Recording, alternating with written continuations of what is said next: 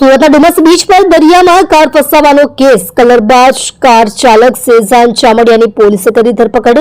Car ચાલક સેઝાન ચામડિયાને પોલીસે ઝડપ્યો છે અને બેદરકારીભર્યું ડ્રાઇવિંગ કરવા બદલ કાર્યવાહી કરી છે। ચાલકનું લાયસન્સ પણ રદ કરવા આરટીઓને રિપોર્ટ કરવામાં આવ્યો છે। ડુમસ બીચ પર વાહન લઈ જવા પર પ્રતિબંધ છે, તેમ છતાં કાર દરિયાની અંદર સુધી લઈ જવામાં આવી હતી, જેને લઈ સૌ કોઈમાં રોષ હતો। પોલીસે મર્સિડીઝ કારનો ઇન્સ્યોરન્સ ક્લેમ મંજૂર ન થાય તે માટે વીમા કંપનીને રિપોર્ટ કરવામાં આવ્યો છે। ડુમસ દરિયા કિનારે સહેલાણીઓનો સવારથી જ ધસારો જોવા મળે છે। દિવાળી વેકેશન હોવાથી ડુમસ દરિયા કિનારે સહેલાણીઓનો સવારથી ધસારો જોવા મળે છે, ત્યારે ખોડો રોડ ઉપર રહેતા કાપડના વેપારનો પુત્ર મિત્રો સાથે લક્ઝરિયસ કાર લઈને ડુમસ ગણેશ મંદિર પાસે દરિયા કિનારે પહોંચી ગયો હતો। એકાએક આવેલી દરિયાઈ ભરતીમાં કાર ફસાઈ ગઈ હતી। ડુમસ બીચ પર વાહનો લઈ જવા ઉપર પ્રતિબંધ હોવા છતાં યુવાન કાર લઈને કેવી રીતે પહોંચ્યો તેવા સવાલ સાથે પોલીસની નિષ્કાળજી વર્તાય છે।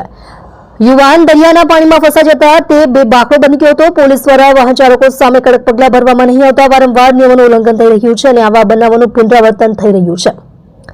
ડુમસમાં રોજ સવારે લોકો વોકિંગ કરવા જાય છે, જ્યાં ભારે ધસારો જોવા મળે છે, ત્યારે આજે સવારે બીચ ઉપર યુવાન સેઝાન સલીમ ચામડિયા ઉંમર વર્ષ 18 રહે ગ્રીન એવન્યુ ઘોડદર રોડ સુરત પોતાની મર્સિડીઝ કાર GJ5H5155 લઈને પહોંચી ગયો હતો। યુવાન તેના મિત્રો સાથે સેલ્ફી લેવામાં મશગુલ હતો, ત્યારે અચાનક આવેલી દરિયાઈ ભરતીને કારણે પાણી બીચ ઉપર ફરી વળ્યું હતું। લક્ઝરિયસ કાર સાથે યુવાન દરિયાના પાણીમાં ફસાઈ જતા તે બેબાકળો બની ગયો હતો।